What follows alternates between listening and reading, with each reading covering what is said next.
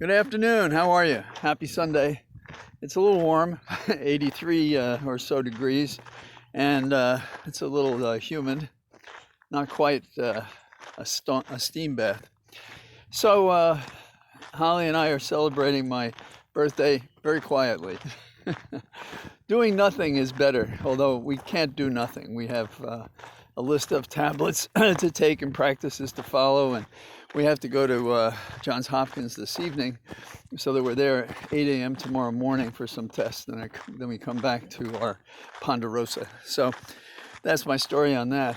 In terms of issues that bother us, it's hard to ignore the shooting in Buffalo. The problem with it is, what do we hear the politicians say? Don't be angry, calm down. The community in which this happened is united, and they are calm, and they were making a living and doing the private and public things that any community does. But the force of death and destruction and of racism invaded from 200 miles away, and it was another young man. I first had anything to deal with the issue of guns in America and the senseless killings of and by our young. There was the Columbine incident, and that was 23 years ago, 1999. I was special counsel to Zoe Lofgren, and I was her chief of staff.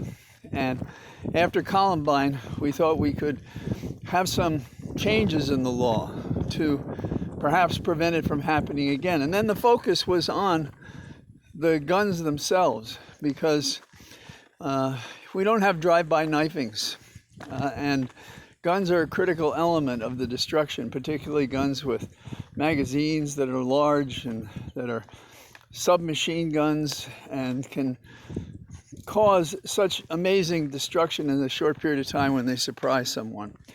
But one of the outstanding ways to cheat is the gun show loophole. People go to these gun shows and then they buy all sorts of weapons, sometimes trade them just on the floor. I've attended these just to see how they work. And then there's a waiting period. And the fight was to make certain revisions that would make Columbine impossible to happen. But the devil in the piece was a Democrat, John Dingell. John Dingell had been on the NRA, and we felt very strongly about it. And he literally attended both the Democratic caucus and the Republican caucus. And he managed to so mess up the agreement that was had among Democrats and others that he defeated the bill.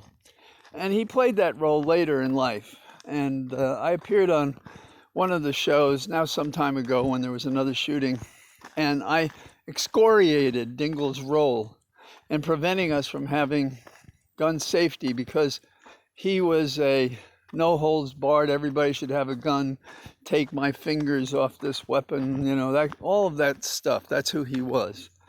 And it's people like that who have hardened America to accept death by youngsters with guns they never should have. And we talk instead about hate. And then the only revision I heard to the code by the governor of New York was, maybe we should outlaw the size of the magazines that people can have. Well, it's a lot bigger than that. And New York City has become a place where guns are bought elsewhere and brought there. So when we talk about thoughts and prayers, and that should be a part of this, because this was a close community, ravaged by this senseless demon who hates and couldn't stop himself, and he must have been encouraged along the way, and he's been practicing for some time to shoot people. We have to extend it to gun control. We need to have gun control. And in a nation that accepts law less, what we have is resort to power in terms of votes, in terms of muscle, in terms of destruction. So what are we going to do about what happened in upstate New York? What we're going to do is not just talk, we're going to make changes. And it should be a midterm issue. And it should matter even in Virginia, where I am, because these kinds of deaths are not acceptable. Now, another thing that's on the menu that I find interesting is I heard the Speaker of the House speak strongly against the Supreme Court. I agree with that 100%. I think we should do more of that. But the way I would talk about the Supreme Court is that the law was clear. They knew the law was clear. They've been looking for years for ways to modify and constrain and change that law to give women less rights, dominion over their body, and so forth. And that's the argument, not how women will suffer, but how it was changed by ignoring the law.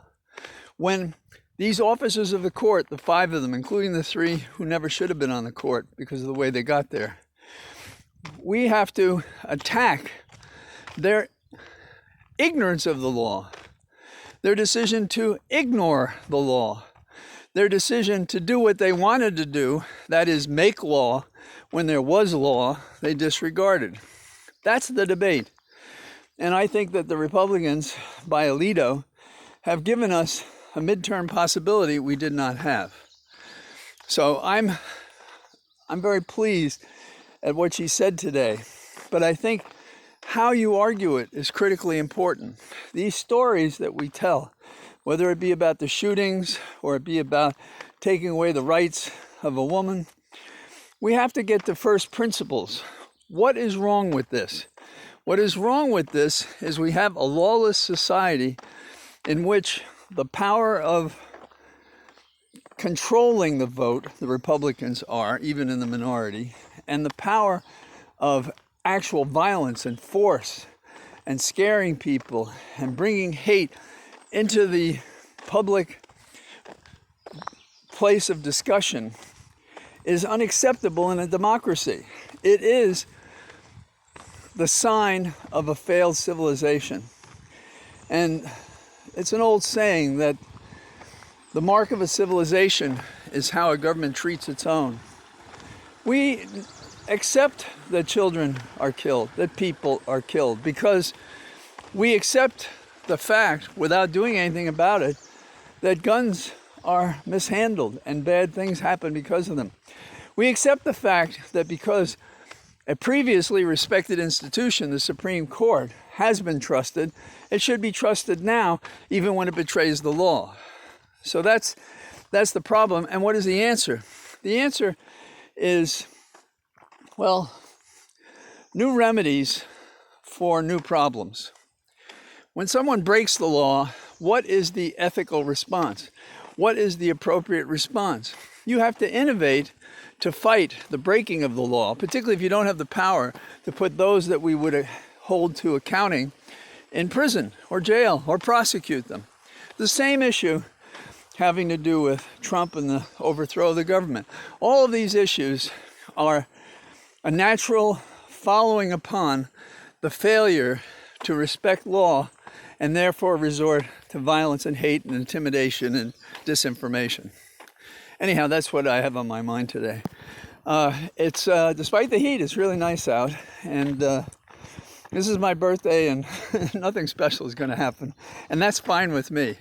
My present is that Holly is home, and with all the challenges that recovery mean, that's a nice life to have, because in the first week when she was in the hospital, there were twice when I wasn't sure she was going to make it. I mean, seriously. So, have a good day. Thank you for those who've wished me happy birthday, including my wife, who posted the fact that it was my birthday.